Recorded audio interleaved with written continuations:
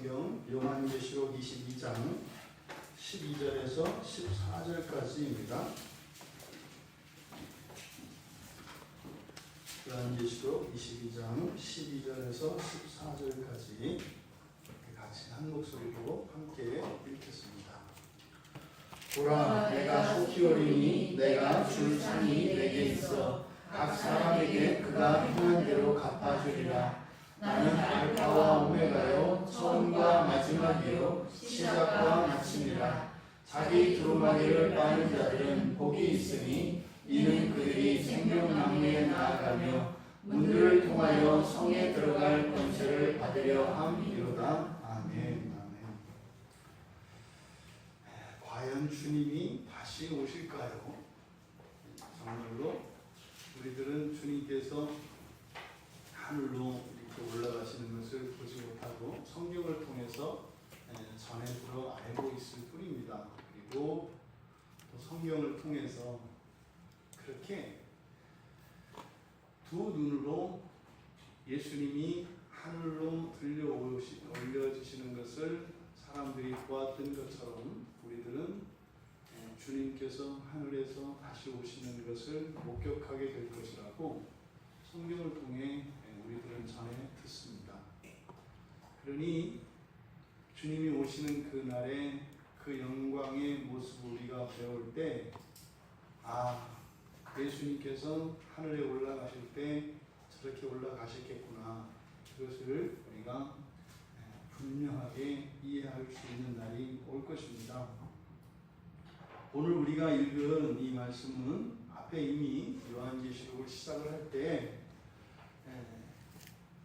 이 편지, 이 요한이 이 성경의 마지막을 장식하는 이 계시록의 편지를 쓸 때 1장 7절과 8절에 가면 요 말을 이미 했습니다.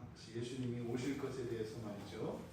그래서 앞에 1장 7절과 8절을 가서 보시면 볼지어다 그가 구름을 타고 오시리라. 각 사람의 눈이 그를 보겠고 그를 찌른 자들도 볼 것이요 땅에 있는 모든 족속이 그로 말미암아 애곡하리니 그러하리라. 아멘. 주 하나님이 이르시되 나는 알파와 오메가라. 이제도 있고 전에도 있었고 장차 올 자요 전능한 자라 하시더라. 그러니까 이렇게 짝짝 맞지 않아요? 그러니까 요한이 처음에 편지를 쓸 때 사람들에게 기록을 했잖아요. 사실은 이 계시를 다 듣고 쓰는 겁니다. 그러니까 책의 앞에는 사실은 순서상으로는 1장 7절과 8절에 있는 말씀이 앞에 있잖아요. 근데 사실은 여러분들이 이제 글을 쓸 때 가장 기본적인 글쓰기 방법에서 항상 서론이 맨 나중에 쓰는 거 아시죠? 그 내용을 다 쓰고 나서 그리고 뒤에 나올 내용들을 참작을 해서 앞에 서론을 쓰는 겁니다. 그러니까 요한이 1장 7절에서 이제 수아시아의 7교회의 천사들을 대상으로 해서 편지를 쓰면서 그렇게 예고했던 것은 바로 여기서 예수님의 말씀을 들었던 것을 앞에 배치를 한 거였죠. 그러니까 계시록의 가장 중요한 핵심 중에 하나가 바로 뭐예요? 예수님이 다시 오실 것이라는 겁니다. 그런데 1장 7절과 8절에서 이야기하지 않은 내용을 여기에 기록해 놓고 있습니다. 그래서 처음 시작에서는 예수님이 어떠한 모습으로 어떻게 오실 것인가에 대해서만 예고를 했고, 그리고 이제 이곳에서는 예수님께서 상을 가지고 오실 거라는 거죠. 그리고 좀 더 구체적으로 이제 주님이 오시는 그 사건에 대해서 우리에게 교훈하고 있습니다. 먼저 예수님께서 내가 속히 올 것이다. 내가 속히 올 것이다.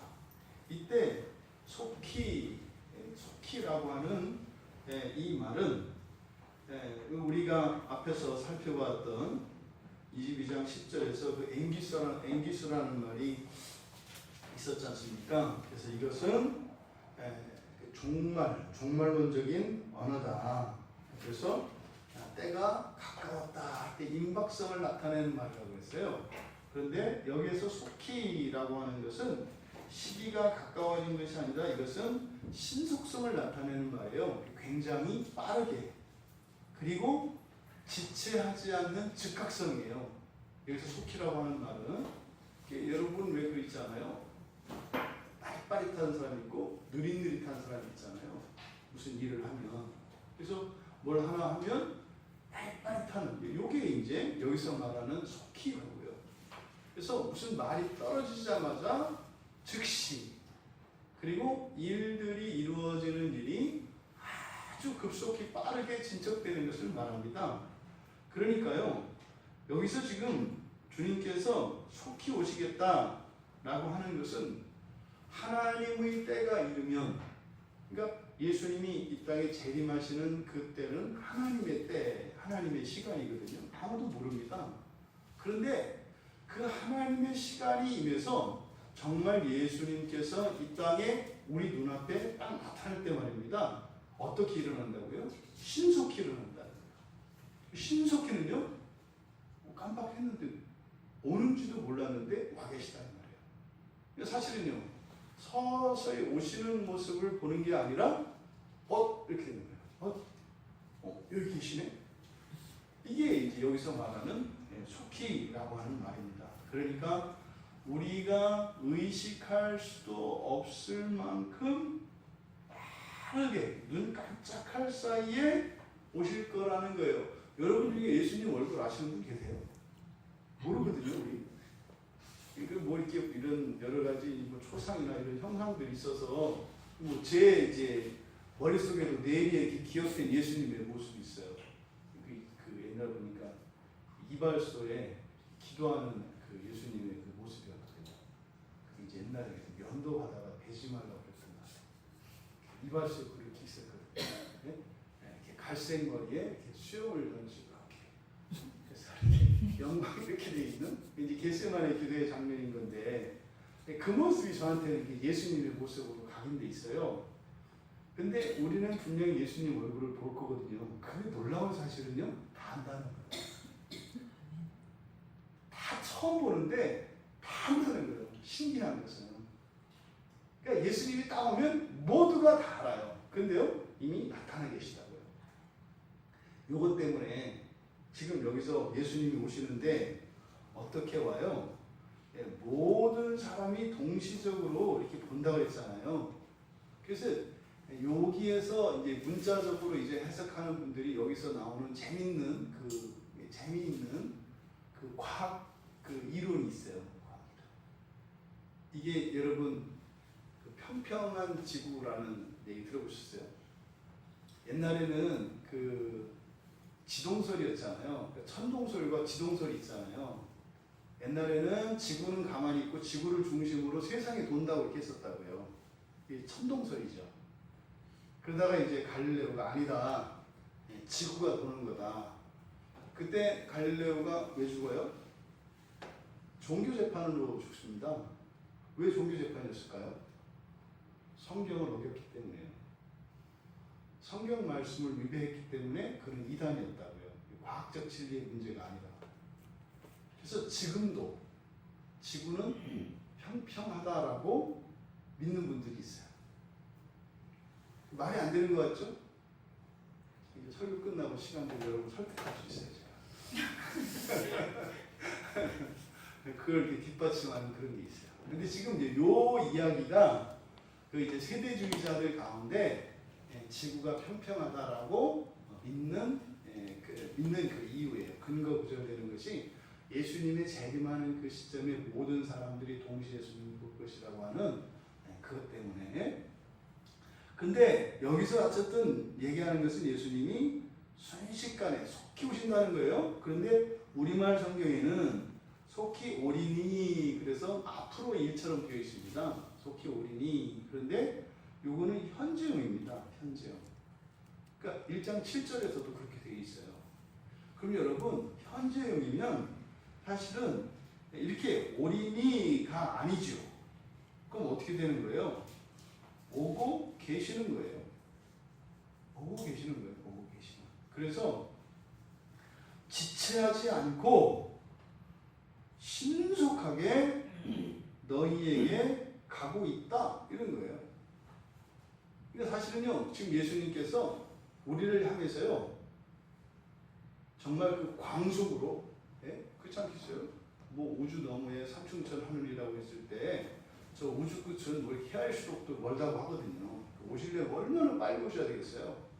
그러니까 마치 한 줄기 빛이 어마어마한 속도로 이 지구를 향하여, 우리를 향하여 마치 빛이 막 쬐어지는 것 같은 그런 장면이에요. 여기서 말하는 것은. 그러니까 예수님이 우리를 향하여 잠시도 쉬지 않으시고 지금도 빠른 속도로 이곳으로 오고 계시다는 겁니다. 이게 내가 속히 오리니라는 말이에요. 그런데 그것과 함께 성경에서 말씀해 주시는 것은 상급을 가지고 계시다는 거예요. 내가 상을 가지고 있다. 내가 지금 너희들에게 가고 있는데 내가 상을 들고 간다. 이렇게 말씀하신다고요. 그러니까 예수님이 우리의 눈앞에 나타나셨을 때는 예수님이 가지고 계신 그 상이 우리에게 주어질 것입니다. 그러니까 이것은 동시 사건입니다만 예수님이 오시는 그것은 이 가지고 계신 이 상과 상관관계를 가지고 있어요. 그러니까 오시는 목적 중에 하나가 뭐예요? 이 상을 주는 거예요. 여러분들에게 여러분을 사랑하시는 주님께서 여러분이 오해하고 답답해하고 그렇게 그냥 안절부절 못하던 그때 그냥 바로 주고 싶으셨던, 하지만 여러분들이 금세 마음이 변해서 이렇게 주려고 했다가 다시 쌓아놓았던 그 모든 것들을 가지고 주님이 막 오신다는 거예요. 그것을 여러분에게 다 주신다는 겁니다. 그러니 예수님 발걸음이 얼마나 빠르시겠어요. 여러분들 그 과거, 여러분들의 그 한 개인의 과거 사역을 돌아보면 아직 정리되지 않은 것, 아쉬운 것, 그런 거 있잖아요. 근데 사실은 그리스도인의 삶은 훗날 예수님 앞에서 돌아보았을 때 하나도 미칠 것 없고 손해본 거 없고 그리고 안 된 거 없고 절대로 억울한 거 없습니다. 예수님이 오시면 그렇게 돼요. 그러니까 여러분들이 살면서, 그리스도인으로서 살면서 겪었던 모든 그 부정적이고 불행했던 그 모든 것들을 채울 수 있는 그 무엇이 예수님에게 있어요. 그것을 가지고 오신다고요. 그날 그게 우리 모두에게 주어질 거라는 거죠. 여러분, 그러니까 지금 성경에서 내가 속히 오리니 라고 하는 이 말이 현재형으로 되어 있기 때문에 제가 설교의 서두에 이 설교의 제목을 과연 주님이 다시 오실까? 라고 하는 질문은 굉장히 어리석은 질문인 거죠. 왜요?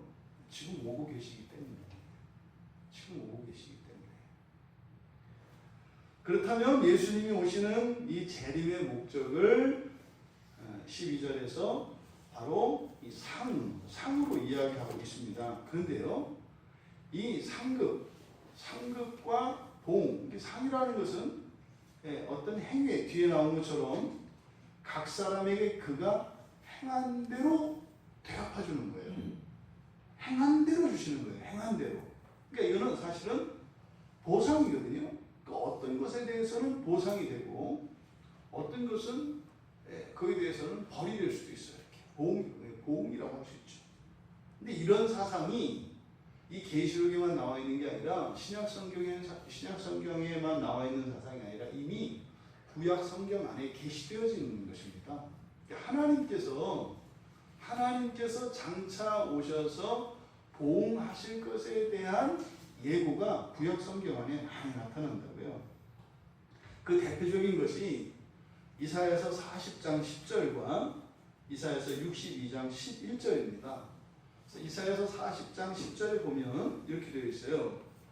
보라, 주 여호와께서 장차 강한 자로 임하실 것이요 친히 그의 팔로 다스리실 것이라.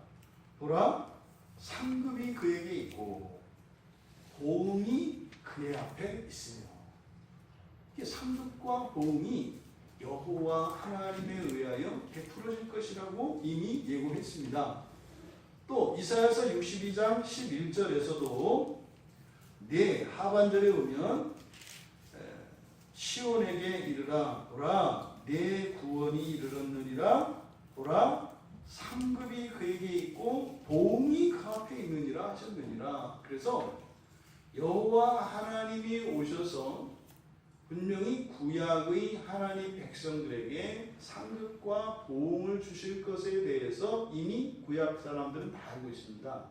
그런데요, 예수님 당시에 그리고 예수님이 하늘로 승천하시고 난 뒤에 사도들이 복음을 전하며 이제 그리스도인이라는 이름으로 불리고 그리스도인으로서 예수 그리스도의 복음을 전할 당시에 유대인들이 조금 꺼려하는 게 있었어요. 그게 뭐냐면 그리스도가 다시 오실 것인데 그분이 심판자로 오신다고 하는 이 말이었어요. 왜냐하면 구약 사람들이 가지고 있는 메시아의 강림, 메시아 강림은 그들에게는 승리의 날입니다. 그래서 유대인들은 무조건 하나님께서 복을 주시고 그들의 눈물을 닦아주시고 그 한숨을 이제는 기쁨이 되어 노래되게 해주실 것이라고 하는 확실한 믿음을 갖고 있었어요. 누구? 유대인들은. 그리고 이제 이방인들은 이제 죽은 목숨이 되는 거예요. 그러니까 메시아만 오면 끝나는 거예요. 그런데 문제는 그리스도께서 오셨을 때 하나님의 백성들을 심판하신다고 하는 이 말이 싫었다고요. 이게 오늘날 그리스도인들도 싫어해요. 그러니까 뭐예요? 예수 믿었으면 됐지. 예수 믿은 거로 한 번에 끝내자는 거예요. 내가 제대로 살았든지 그렇지 않았든지 그냥 믿음으로 깔끔하게 믿음으로 구원하자. 그러니까 뭐 이렇게 뭐 잘했니 못했니 뭐 이런 따지지 말고 그냥 믿음 하나로 멋진 믿음으로 그냥 우리 계산하자. 이게 오늘날 그리스도인들도 가지고 있는 생각이에요. 근데 이 생각을 어땠다고요? 그때 당시에 유대인들이 다 가지고 있었던 생각이에요. 놀랍잖아요. 2000년 전에 유대교인들이 가지고 있던 생각을 그때 그들과 완전히 달랐던 그리스도인의 후예인 현대의 그리스도인들이 2000년 전 유대교인들과 같은 생각을 가지고 있다니까요. 놀랍잖아요. 그러니까요. 끄는 힘이 있다. 진리를 사람들에게 가지 못하도록 끌어당기는 힘이 있어요. 2000년 지나니까 다시 돌아왔잖아요. 2000년 지나니까. 만약에 역사가 반복된다면 어떤 일이 일어나겠어요? 네, 엄청난 박해와 이런 일이 일어나겠죠. 만약에 역사가 반복된다면. 근데 역사가 반복되는 건 아니죠. 우리가 이것을 기억해야 합니다. 성경은 분명히 이야기합니다. 하나님께서 상을 주시기도 합니다만 분명히 징계도 하신다고 하는 사실입니다. 이게 성경의 명확한 가르침이에요. 그러니까 이것을 빼버리니까 어떻게 해요? 스스로 자신에게 화가 닥칠 일들을 아주 담대하게 확신을 가지고 일관되게 살아가요. 이게 진리가 무섭다니까요. 성경을 어떻게 알고 있느냐에 따라서 우리의 일생과 우리의 신앙이 결정이 된다고요. 그래서 성경은 분명히 두려운 하나님의 심판에 대해서 얘기를 하는데 심판하면은 평생 동안 교회 한 번도 안 온 사람들한테만 심판이 임하고 한 번이라도 교회에 온 사람에게는 심판이 없다라고 하는 말을 공공연하게 한다고요. 근데 성경은 그렇지 않다니까요. 성경은 그렇게 이야기하지 않아요. 우리도 그렇게 되길 바랍니다. 그러면 좋아요. 근데 절대 성경의 가르침은 그렇지 않다. 여기서 이 예수님이 가지고 오시는 상, 내게 줄 상이 있다 할 때 이 상, 이 미스토스라고 하는 말인데 이거는 대가에 대한 보상이에요. 이게 선물이 아닙니다. 이것은 어떤 행위나 원인이 있다고요. 원인에 대한 결과로서의 보상입니다. 그러니까 이유 없는 보상이 아니에요. 그러니까요, 여러분들이 그냥 좀 우스운 이야기지만 여러분들이 그냥 이렇게 상대적으로 비교하시면 안 돼요. 여러분 자신이 예를 들어서 2018년에는 열심히 신앙생활을 했어요. 근데 2019년에는 그거에 반밖에 못했다고요. 그럼 어떡하는 거예요? 2018년에 대한 주님의 평가가 다르고 그것에 대하여 받을 상과 보응이 다르고 2019년에 대한 상과 보응이 다르다고 얘기를 하는 거예요. 우리 개인에게 있어서. 그러니까 이것은 물론 사람들 사이에도 상대적으로 적용이 되겠죠. 그러니까요, 주님 오셨을 때 엄격히 말하면 상을 똑같이 받을 수는 없어요. 그럴 수가 없어요. 그럴 수가. 다 달라요. 조금씩 달라요. 이 사상을 여러분, 이거는 공로주의나 그러면 우리가 뭐 이렇게 해야 구원을 받는다는 겁니까? 아니라니까요. 그 얘기가 아니라니까요. 성경에는 우리가 확실히 알아야 되는 게 있단 말이죠. 뭐예요? 믿음으로 구원에 이르는 것과 지혜로 존귀하고 부유롭게 사는 것이 구분되어 있다고요.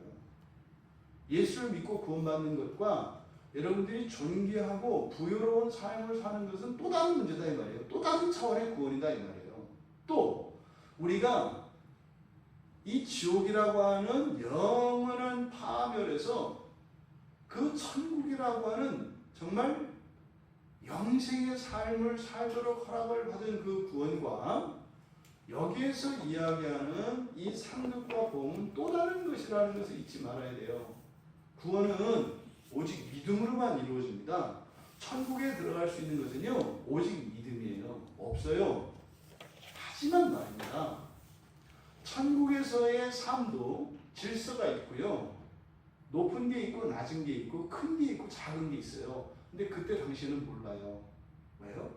그때는 완전히 상태이기 때문에 상대적 개념이 없어집니다. 모든 게 절대적이라고요. 근데 아직 죄 가운데 있는 우리는 그걸 상대화시킬 수 있어요. 무슨 말이냐면 이런 겁니다. 예를 들어서 뭐 전 세계에서 최고 가는 부자들 있잖아요. 그렇죠? 뭐 해마다 보면 세계 부자들 이렇게 꼽는다고요. 뭐 1등이 누구, 2등이 누구. 뭐 그 사람들의 그 재산을 보면 천문학적인 숫자죠. 몇십 조 이러거든요. 근데 우리는 그걸 순위를 매기죠. 누구는 100조, 누구는 99조. 그러니까 99조는 100조보다 적잖아요. 그러면 99조인 사람이 재산이 99조 재산을 가지고 있는 사람이 100조 재산을 가지고 있는 사람보다 가난한가요? 가난하지 않아요. 하나도 안 달라요. 이게 절대적 개념이에요. 그러니까 천국에서는 이 지상으로 말하자면 거의 뭐 이렇게 부족한 게 없는 상태에서 이루어지는 것이기 때문에 거기서는 상대적 개념이 통하지 않는다 이 말이에요. 그러니까 뭐 99조를 가지고 있는 2등이 그 발표를 듣고 나서 집에 와서 야, 난 부자인 줄 알았더니 난 가난해서 야, 1조는 없더라. 뭐 이런 생각 안 한다니까요. 그러니까 천국에서는 그건 비교가 안 돼요. 그런데요, 100조의 재산, 이 세상에서는 100조를 가지나 99조를 가지나 어차피 살 수 있는 물건이 한계가 되어 있고 먹을 수 있는 것도 한계가 있기 때문에 하나도 다르지 않아요. 근데 천국에서는 달라요. 만약에 천국에서도 이런 화폐가 통용이 된다면 천국에서는 100조를 가진 것과 99조를 가진 것 사이에는 무한대의 격차가 있어요. 그러니까요, 말씀드리는 것은 그 천국에서의 더 나은 삶을 위해서 이 세상을 살아가는 것이 굉장히 지혜롭고 가치 있는 일이다. 이 말씀을 드리려고 하는 거예요. 너무 황당한 얘기 같아서 그냥 한 달에 월급 50만 원 올려주는 게 더 크지. 거기서 뭐 무한대 차이가 무슨 소용이 있겠어요. 그건 뭐 할 수 없어요. 여러분들의 영혼이 깨어서 이 진리의 말씀이 확 하고 믿어지고 오히려 이 세상에 있는 모든 것을 다 투자해서 그때를 위해서 살겠다라고 하는 생각을 갖든지 안 갖든지 그것은 여러분 각자의 몫이에요. 지금 여기서 이 상급에 대해서 이야기하는 것 이거는 말입니다. 그리스도인들의 삶은 단순히 신앙을 버리지 않고 근근히 살아가는 게 다가 아니라는 거예요. 잘 살아야 한다고요. 잘 살아야 한다고요. 열심히 살아야 한다고요. 힘을 다해서 살아야 한다고요. 그러니까 성경 말씀대로 주님 말씀대로 살아야 하는 분명한 이유가 있다는 것을 얘기하는 거예요. 왜요? 예수님께서 그 상을 가지고 오셔서 주실 것이니까. 지금은 그게 너무나 막연하고 요원하니까 별거 아니겠다 하지만 막상 그날이 되어서 각자 여러분들의 선물 보따리, 여러분의 상 보따리를 열어봤을 때 그때는 어마어마한 차이가 있다는 겁니다. 이것은요, 여러분들의 모든 헌신과 수고에 대해서 보상이 있다는 겁니다. 그리스도인으로서 여러분들이 살면서 참고 인내하고 또 여러분의 뜻을 꺾고 하나님의 뜻을 따라 살기 위해서 분투하며 그렇게 하기 위해서 때로는 여러분들이 희생을 감수하기도 하고 헌신했던 그런 것들이 있을 겁니다. 그런데 아주 사소한 것 하나까지도 주님께서는 반드시 보상해 주신다는 거예요. 반드시요. 작은 것 하나요. 그러니 큰 것에 대해서는 얼마나 크게 보상을 하시겠습니까?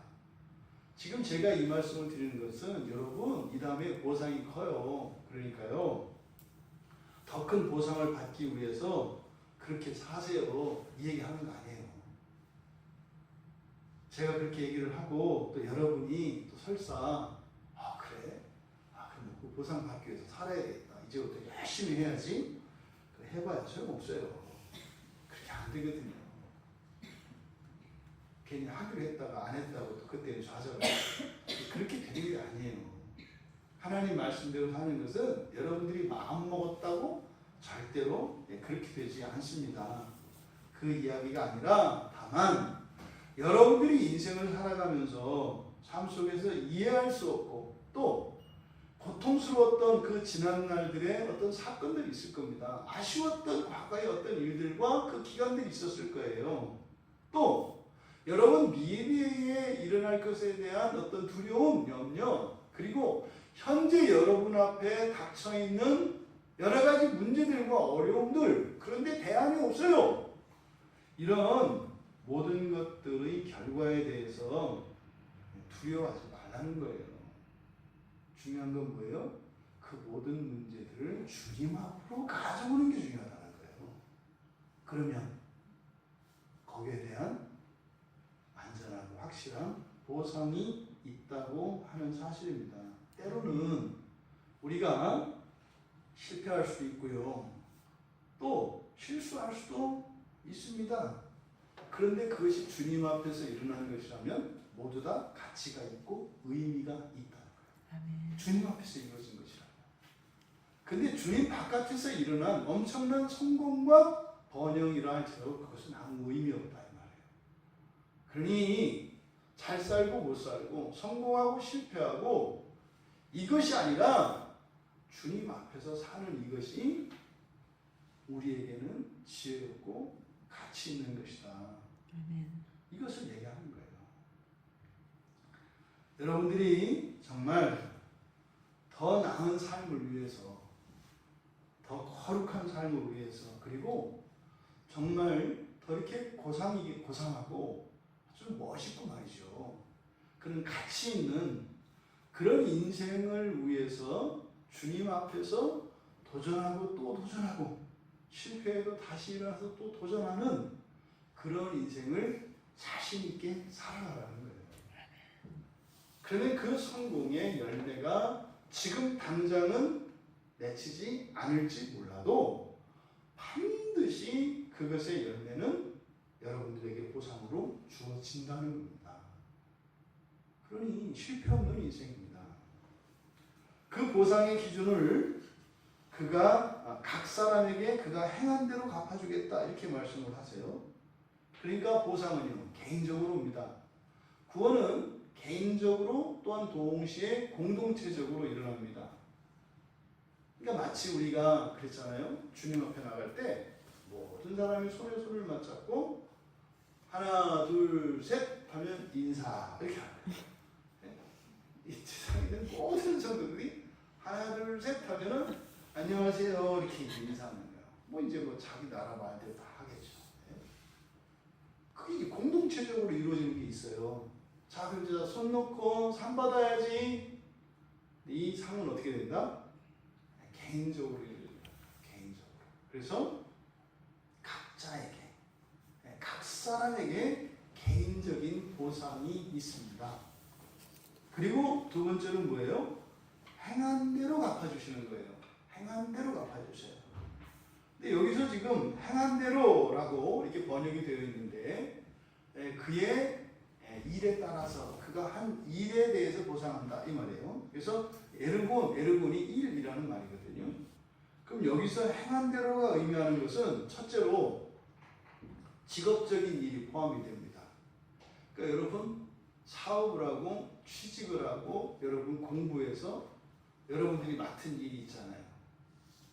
그 모든 일들에 대한 보상이 있다고 이야기를 해요. 또 뭐겠어요? 부모로서 부모의 일이 있고 자녀로서 자녀의 일이 있죠. 남편으로서 남편의 일이 있고 아내로서 아내의 일이 있죠. 또 교회 직분으로서 일이 있죠. 또 여러분 회사에서 여러분 직업의 어떤 일이 있죠. 이런 모든 일들에 대한 보상이 있다네요.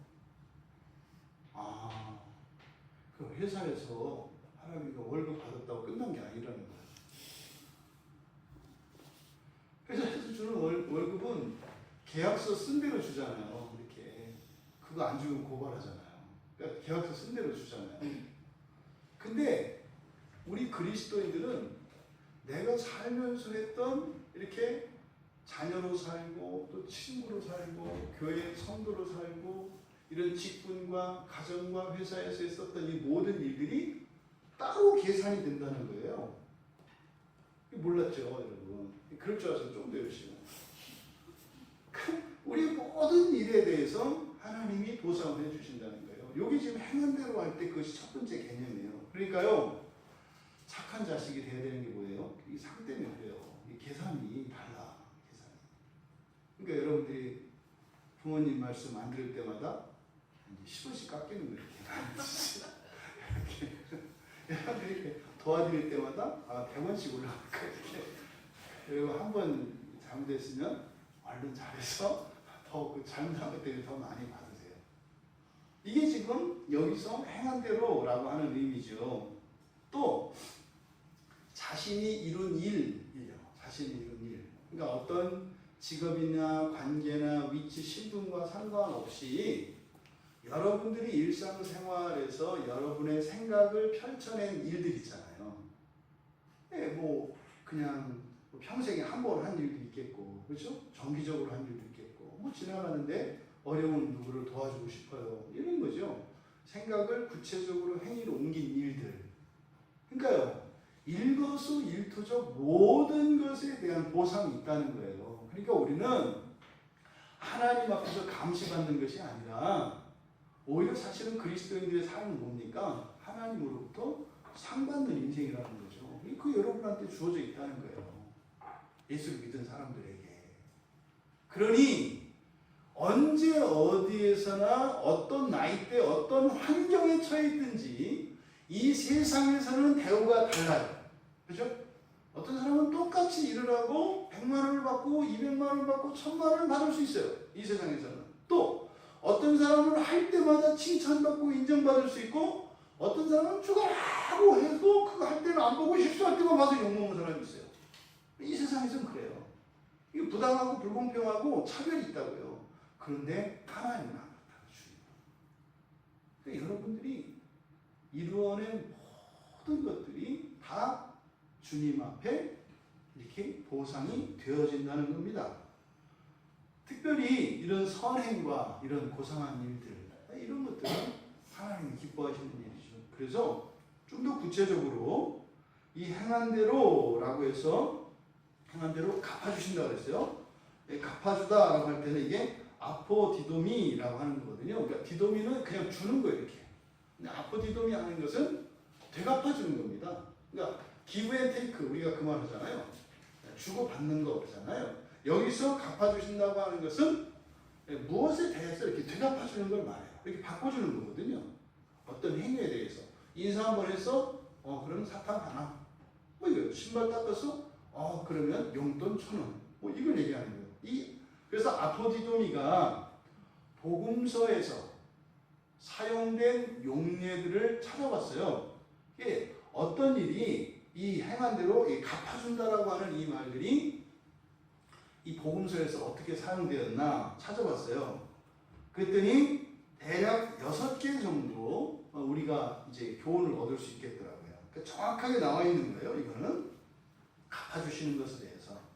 마태복음 6장에 3절과 6절과 18절에 이제 3가지가 제시되어지는데 은밀한 자선에 대해서 갚아주실 거라고 해요. 그러니까 남모르게 어려운 사람을 도와주는 거 있잖아요. 이거를 하나님이 예수님께서 갚아주신다고 해요. 남모를 은밀한 자선. 그 다음에 두 번째 6장 6절에서는 은밀한 기도죠. 골방 기도라고 합니다. 다른 사람들을 모르는 가운데에서 은밀한 곳에서 하나님께 기도한 이 모든 기도를 갚아주신대요.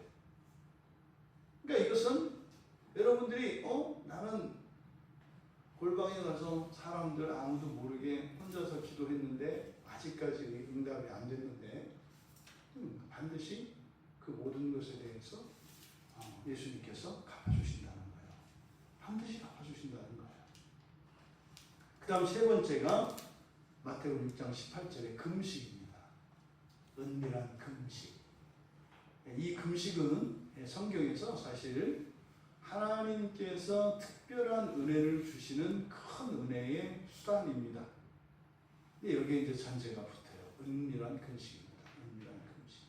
금식이라고 하는 것은요, 내 생명을 끊겠다는 의미예요. 그리고 죽겠다 이런 의미가 아니라 내 생명을 드리는 그런 의미다 이 말이에요. 그래서 은밀한 금식에 대해서 하나님께서 갚아주시겠다고 해요.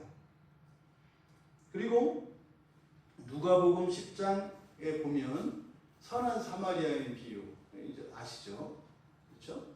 여리고로 내려가는 길에 강도 만난 한 사람이 이렇게 누워 있었는데 뭐 제사장이나 뭐 이런 사람들이 안 도와주고 그냥 지나가는 거. 근데 그거를 나쁜 거로 보면 안 된다고 그랬죠. 그렇죠? 왜요? 여리고에 사는 사람들은 다 레이시카 사람들이고 제사장이고 이런 사람들이어서 성전을 섬기는 사람들이기 때문에 부정한 것, 불결한 것을 만지면 안 돼요. 성전을 섬기는 사람들이어서. 그래서 단순히 친절을 베푸지 않는 야박한, 몰인정한 사람들이 아니에요. 뭐예요? 신앙을 지키기 위해서 신앙의 결격 사유가 된다고 하는 그것 때문에 사랑을 실천하지 않은 걸 말하는 거라고요. 그때 그 강도 만난 사람을 그 사마리아인을 여관에다가 맡기고 떠나면서 그를 도와준 사람이 그렇게 얘기를 해요. 얘 지금 다 치료해 주시고 밥도 먹여주고 뭐 영양제도 주시고 좀 하세요. 그리고 어떻게 해요? 추가 비용에 대해서는 내가 돌아올 때 갚아줄게요. 이렇게 얘기한다고요. 그게 예수님이에요. 그러니까 여러분들이 여관주의예요. 여관주의. 그리고 강도 만난 사람은 누구예요? 여러분들이 살면서 어려움에 처한 만나는 사람, 이 사람들이라고요. 예수님이 그 사람들을 여러분들이 다 여관주의면서 이렇게 맡긴 거라고요. 돌봐주고 이렇게 하면 내가 갚겠다. 이렇게 말씀하신 거라고요. 그러니까 곤란에 처해 있고 이렇게 가난과 병에 처해 있음에도 자신의 힘으로 어찌할 수 없는 이런 사람들을 도운 것에 대해서 주님께서 갚아주시겠다 이렇게 합니다. 근데 이런 것들은 이제 다 긍정적인 것들이에요. 근데 이제 부정적인 게 두 가지가 있어요. 부정적인 게. 여기 이제 듣고 싶지 않은 건데 이게 꼭 들어야 되는 거죠. 좋은 건 받고 나쁜 건 받지 말아야 되니까. 이게 두 가지인데 마태복음 12장 26절은요. 말과 관계되어 있습니다. 말. 그래서 빈말, 쓸데없는 말이죠. 공허한 말. 그리고 무익한 말. 이거에 대해서 갚아준다고 그러세요. 갚는다고. 근데 이게 뭐예요? 신문한다고 그러거든요. 그러니까요. 그리스도인들이 갖추어야 되는, 그리고 그리스도인들이 고쳐야 되는 생활 습관 중에 하나가 언어 생활이에요. 언어 생활. 그러니까 의미 없는 말, 쓸데없는 농담, 실없는 말 이런 것들은 하면 안 돼요. 왜요? 그런 빈말들을, 공허한 말들을 예수님께서 갚아주신대요. 이거 계산한다는 거예요. 그 다음에 마지막으로 마태복음 18장 34절에 보면 용서에 대한 거거든요. 용서. 네? 그래서 일반 달란트 빚진 자가 그 주인에게 탕감받고 말이죠. 그 100데나리온 빚진 동료 종을 용서하지 않는 그 이야기거든요. 그러니까 마태복음 18장 34절에 가면 다시 갇히거든요. 근데 언제요? 그 갚을 때까지예요. 그러니까요. 용서하지 않은 것에 대해서도 되갚아 주신대요. 그러니까 우리가 왜 용서를 해야 되는가를 여러분들이 잘 생각해 보셔야 돼요. 그러니까 그 사람은 나에게 용서받을 수 없는 사람이에요. 근데 내가 용서를 안 하면은요, 내가 그 사람을 용서할 때까지 그 빚을 같이 갚아야 된다고요. 이해되세요? 여러분이 누군가를, 여러분은 이미 용서를 받았죠. 우리는 용서를 받았는데 누군가가 나에게 죄를 졌어요. 그럼 그 사람에게 그 사람의 죄를 내가 용서해주지 않았다고요. 그 비주로 이야기해서 하나님한테 우리는 뭐 1000조 정도 이렇게 죄를 졌다고 쳐요. 예를 들어서 그거는 예수님으로 인해서 다 용서받았어요. 탕감 받았어요. 그런데 내가 아는 누군가가 나에게 100만 원을 꾸고 안 갚았어요. 근데 그걸 내가 용서 안 했다 이 말이에요. 그럼 어떻게 된다고요? 그 100만 원을 같이 갚아야 된다고요. 이해되시나요? 그러니까 용서는 누굴 위해서 용서하는 거예요? 나를 위해서 용서하는 거예요. 나를 위해서. 말이 안 되면 우리가 용서를 못 받아요. 이게 말이 돼야 우리의 용서가 말이 되는 거예요. 예수님이 우리의 죄를 모두 다 용서해 주신 것, 그것은 사실은요, 예수님을 위한 거예요. 왜요? 예수님은 사랑이셔서. 용서의 원리라고요. 그러니까 용서를 해줘야 용서를 받는 게 아니라 우리의 모든 것은 먼저 용서를 받았지만 우리가 누군가의 죄에 대해서 용서해주지 않으면 그것이 내가 해결해야 되는 용서예요. 용서받아야 될 용서가 아니라 용서해 주어야 할 용서의 빚이 나한테 있다 이 말이에요. 이게 그 회사의 자산을 할 때 빚도 자산으로 잡는다고요. 빚 있는 것도 그걸 자산으로 잡아요. 그러니까 여러분들이 누군가를 용서해 주지 않은 그것도 뭐다? 이거는 우리가 용서받아야 하는 그것과 똑같이 취급된다 이 말이에요. 여러분들이 깊이 생각해 보시기를 바랍니다. 그러니까 이 복음서에서 이 되갚아준다고 하는 이 말과 이 말이 사용된 용례가 이렇게 6가지가 있더라고요. 그러니까 이거는요 정확한 거예요. 구체적으로.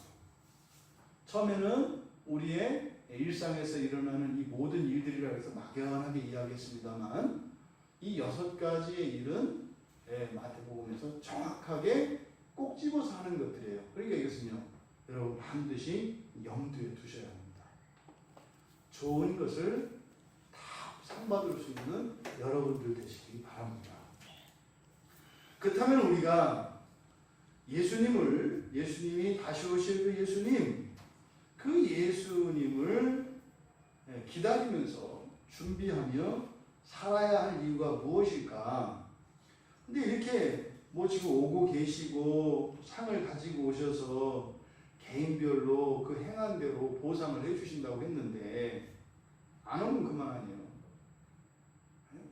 막 달려오다가 브레이크 끼 잡고 아이씨 안 가. 나 지금 이렇게 하면 더 소용없는 거 아니에요.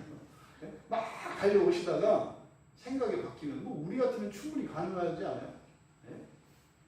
막 앞만 빠르면 뭐해. 아직 안 오셨는데 그 중간에 마음 바꾸시면 어떠시냐고. 어떡하냐고요.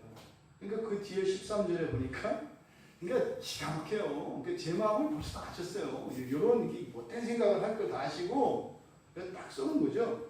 나는 알파와 오메가요. 처음과 마지막이요. 시작과 마침이다. 하나님이라는 뜻이거든요.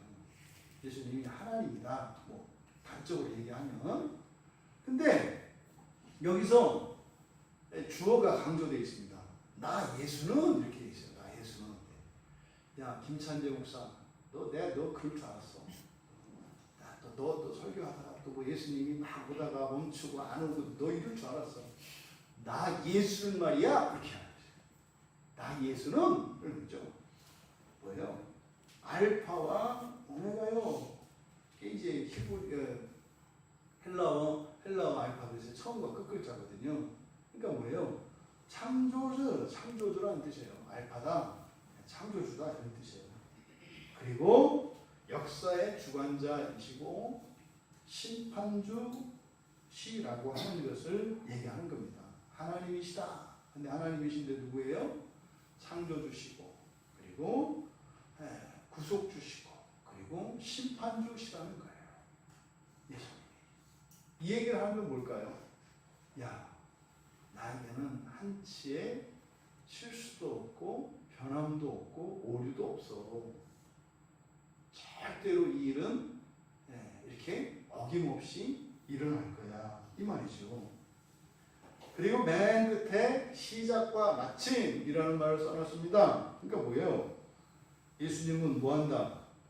한다면 한다. 그리고 시작한 일은 반드시 끝낸다. 말을 했으면 말을 지킨다.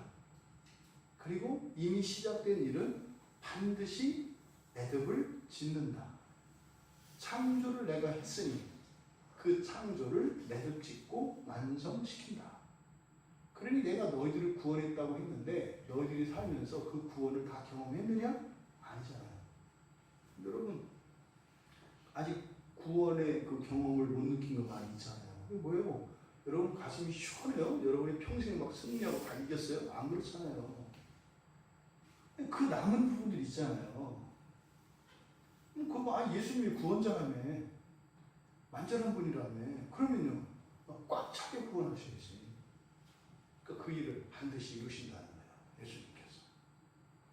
그러니까 지금 여기서 이 말씀을 하신 것은 반드시 마지막에 모든 일들을 바로 잡을 것이라는 것. 임마누엘 칸트가 여기서 힌트를 얻었던 것 같아요. 임마누엘 칸트가.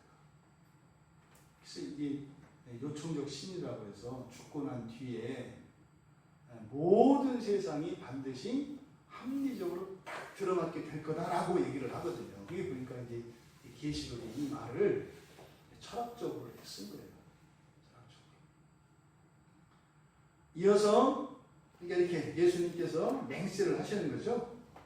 그러니까 우리가 이렇게 재림을 기다리면서 그렇게 그 주님이 주실 상을 바라며 그 말씀을 따라 살아가는 것은 충분한 이유가 있어요. 네. 예수님이 바로 이런 분이시고 반드시 이룰 것이기 때문에. 그러면서 다시 한번 예수님께서 말씀하세요. 자기 두루마기를 빠는 자들은 복이 있으니. 왜 왜냐하면 그죠? 이는 왜냐하면 생명나무에 나아가면 문들을 통하여 성에 들어갈 권세를 받으려 함이로다. 그러니까 지금 여기 있는 내용은 앞에 우리가 살펴봤던 내용이죠. 여러분 기억나시나요? 이 생명나무 그 새 예루살렘 성의 그 구조가 보이시죠? 예, 강 양편에 생명나무로 꽉 차 있잖아요, 그렇죠? 그리고 그 끝도 헤아릴 수 없는 그 숲 옆에 이렇게 새 예루살렘 성이 있잖아요. 그리고 대문이 달려 있지 않은 그 성문을 통하여 그 성 안으로 이렇게 걸어 들어가는 그런 장면입니다. 그러니까요, 자기 두루마기를 빠는 행위, 여기서 자기 두루마기를 빤다는 것은 뭡니까? 자기들의 행실을 고치고 말이죠. 자기의 성품을 바꾸고 말이죠. 자기의 삶의 환경을 바꾸는 거예요. 여러분, 구원이라고 하는 말을 했을 때 여러분 두 가지 기억하셔야 돼요. 구원받은 사람들에게 일어나는 일은 두 가지 측면이에요. 우리 내면의 본성의 변화가 일어나요. 그리고 우리의 환경의 변화가 일어나요. 사실 이게 이제 철학에서 굉장히 중요하게 여기는 빈과 두잉의 문제예요. 빈과 두잉의 문제. 그래서 우리 자신이 바뀝니다. 예수를 믿으면. 거듭나게 되면 우리 존재 자체가 바뀌어요. 모든 면에서 전인격적으로 바뀌어요. 그리고 또 하나 잊지 말아야 될 것은 뭐예요? 나만 바뀌어서는 안 돼요. 무엇도 바뀌어야 된다고요? 환경도 바뀌어야 한다고 그랬죠. 여러분, 내가 바뀌어서 되어진 현재 내가 가지고 있는 능력으로 감당할 수 없는 환경이 있으면 그 능력이 나에게 유익이 돼야 안 돼요? 안 돼요. 여러분 빚이 1,000만 원인데 여러분 소득이 10만 원 늘어났어요. 그렇다고 해서 빚에서 벗어나요? 못 벗어나요? 못 벗어난다고요. 그러니까 환경도 바뀌어야 되고 우리의 본성도 바뀌어야 한다고요. 두 가지 측면이 다 바뀌어야 돼요. 그러니까 환경은 뭐요? 영적인 싸움이죠. 그렇잖아요. 이 천사와 귀신의 싸움이 뭐라 그랬어요? 환경을 바꾸는 거라고. 환경을. 그러니까 여러분 환경이 바뀌면 그냥 이상한 일이 안 일어나요. 할 일 하고 하지 않을 일 한다고요. 근데요, 환경이 불리해지면 어떻게 돼요? 하지 말아야 할 일을 하고요. 그럼 어떻게 돼요? 그것 때문에 갈등이 일어나고 분쟁이 일어나고 어려움이 생겨요.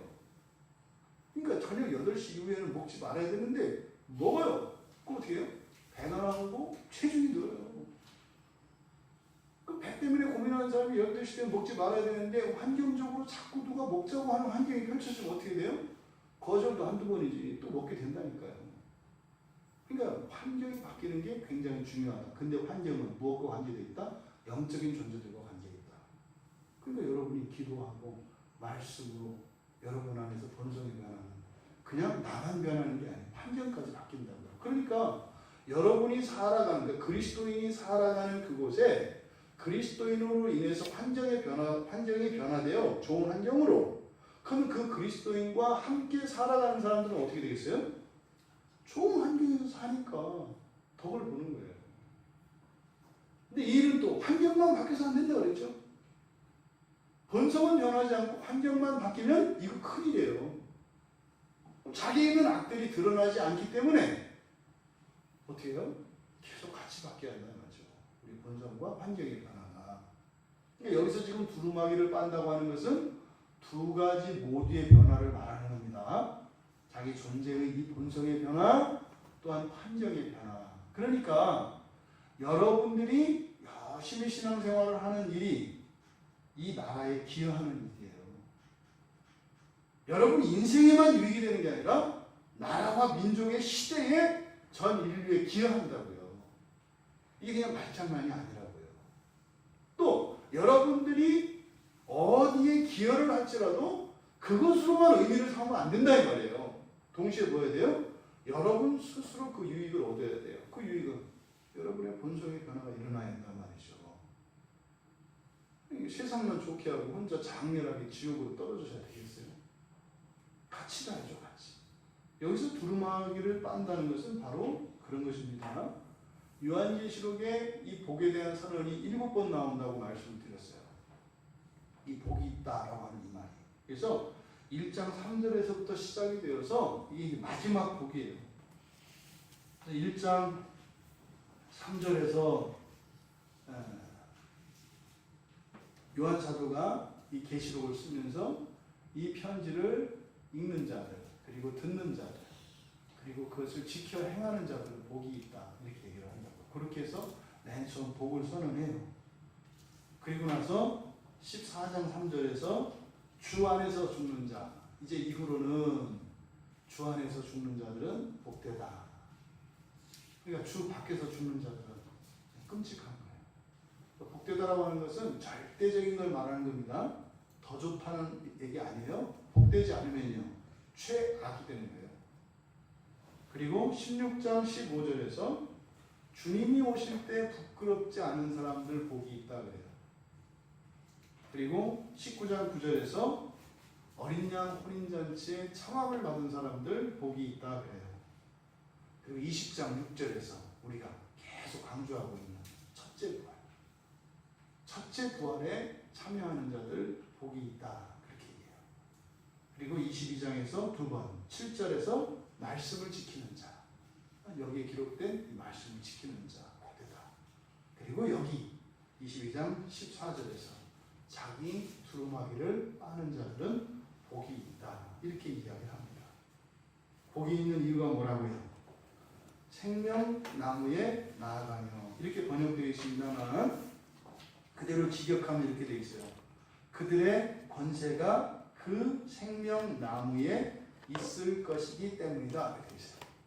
그러니까 권세가 생명나무에 있다라고 하는 것은 생명나무를 따먹는 거겠죠. 생명나무의 열매를 따먹는 일이 무엇과 관계되어 있어요? 자기 두루마기를 빠는 일과 관계되어 있어요. 근데 여기서 눈여겨보셔야 돼요. 두루마기를 깨끗하게 빠는 자, 이렇게 얘기 안 했죠. 두루마기를 티 하나 없이 삶아서 빠는 자, 이런 거 없죠. 뭐예요? 그냥 시냇물에 가서 빨래방망이로 두드려서 빨든, 세탁기에 넣어서 빨든, 삶아서 빨든, 무슨 엑시크림 뭐 이런 거 넣어서 빨든, 빨면 돼, 빨면. 두루마기를 빨기만 하면 돼, 빨기만. 잘했냐 못했냐 이러지 말고 빨기만 하면, 그게 뭐에 관계되어 있다? 생명나무의 열매를 따먹는 관세와 관세를 받는다라는 거예요. 직역하면 그렇게 되어 있어요. 그 다음에 두 번째가 그 문을 지나서, 문을 통해서 성에 들어갈 관세를 받기 때문이다. 이 성은 어떤 곳입니까? 그늘이 없는 곳이에요. 그렇죠? 그늘이 없어요. 우리는 이렇게 이렇게 물건이 이렇게 있으면은 빛이 비치는 곳과 이렇게 뒤에 그림자가 있다고요. 근데 그 성은요, 그림자가 없는 곳이에요. 그림자가 없다고 하는 의미는요, 하나도 막힘이 없는 것을 의미합니다. 여러분 기억하셔야 합니다. 모든 사람들이 그 문들을 통해서 성으로 다 들어가는 것은 아니에요. 성경에 분명히 그렇게 기록해 놨어요. 그래서 21장에 보면은 어린 양의 생명책에 기록되어 있는 사람들만 들어가도록 허락되어 있습니다. 그리고 이제 바로 뒤에 15절에 보면은요, 배제될 사람에 대한 구체적인 목록이 뒤에 나오잖아요. 여러분, 주님은 지금 우리를 향하여 쉬지 않고 달려오시고 계십니다. 근데 주님이 가지고 계신 우리를 위하여 베푸시려는 그 보응, 그 상은 정해진 게 아닙니다. 여러분들이 바꾸실 수 있습니다. 지금 당장 바꿀 수 있습니다. 지나간 과거의 무엇들을 다 바꿀 수 있습니다. 하나님의 두려운 심판이 아니라 하나님의 위로와 격려로, 하나님의 상으로 바꿀 수 있습니다. 그래서 우리를 향해서 오시는 주님을 향해 마주하여 달려 살아가시는 복된 인생의 주인공들 다 되시기를 주님의 이름으로 축원합니다. 말씀을 생각하며 우리 잠시 기도하겠습니다. 여러분, 정말 주님이 이 시간 속으로, 이 공간 속으로 달려오시는 것이 믿어지시고 실감이 되시나요? 성경은 그렇게 하고 있으시다고 해요. 그런데 우리 눈앞에 주님이 나타나시는 그 순간은 속히 이루어지는 일이기 때문에 전혀 예상할 수도 없고 미처 준비할 수도 없다고 이야기를 합니다. 주님, 우리 사는 날 동안 속히 오고 계시는 그 주님을 늘 염두에 두고 성경의 말씀과 같이 저희들의 두루마기를 빠는 자들로 그렇게 복된 인생으로 살아갈 수 있도록 은혜를 달라고 우리 같이 잠시 기도하겠습니다.